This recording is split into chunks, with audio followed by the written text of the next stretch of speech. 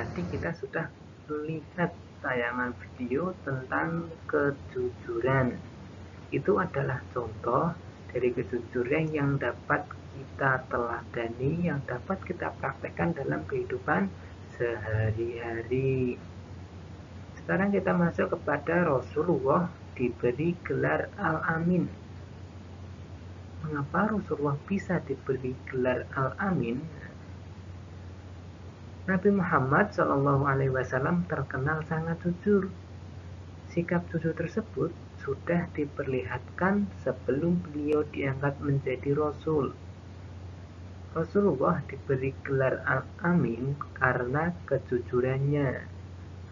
Al-Amin artinya orang-orang yang dapat dipercaya. Apa itu kasih sayang? Kasih sayang itu apa? Kasih sayang adalah sikap saling menghormati dan mengasihi semua ciptaan Tuhan, baik itu manusia, hewan, tumbuhan, dan yang lainnya. Kasih sayang Rasulullah Shallallahu Alaihi Wasallam terhadap anak, keluarga, orang tua, dan masyarakat.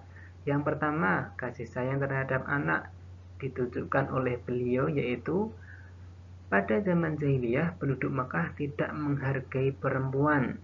Namun Nabi Muhammad SAW justru menggendong Fatimah yang masih balita sambil tawaf mengelilingi Ka'bah.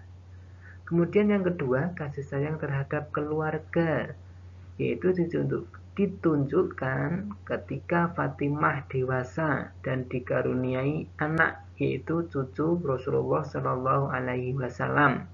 Beliau sangat menyayangi cucunya yang bernama Hasan dan Husain dengan mencium mereka berdua.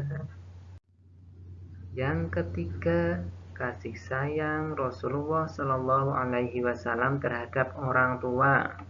Disebutkan dalam hadis Rasulullah Shallallahu Alaihi Wasallam, aku atau Ibnu Mas'ud pernah bertanya kepada Nabi Shallallahu Alaihi Wasallam, amal apakah yang paling disukai Allah?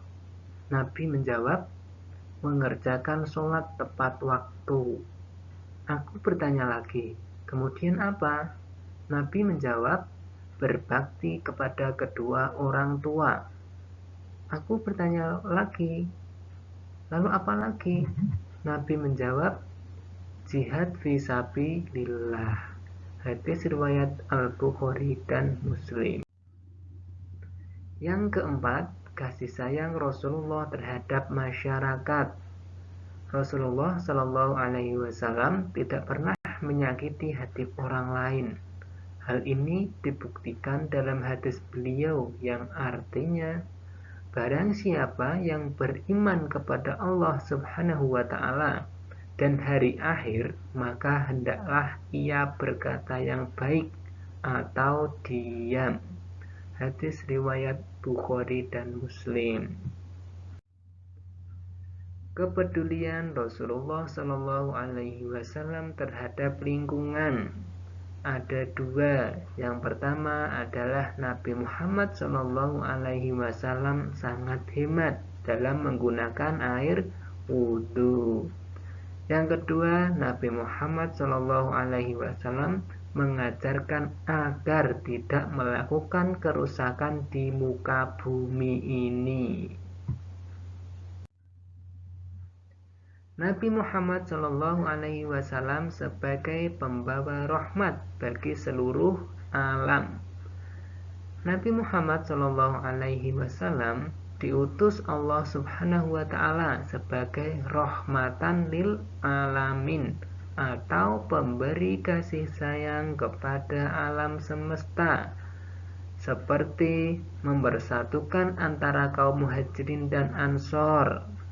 Kemudian mengubah keadaan masyarakat jahiliyah menjadi masyarakat yang sejahtera berdasarkan agama tauhid.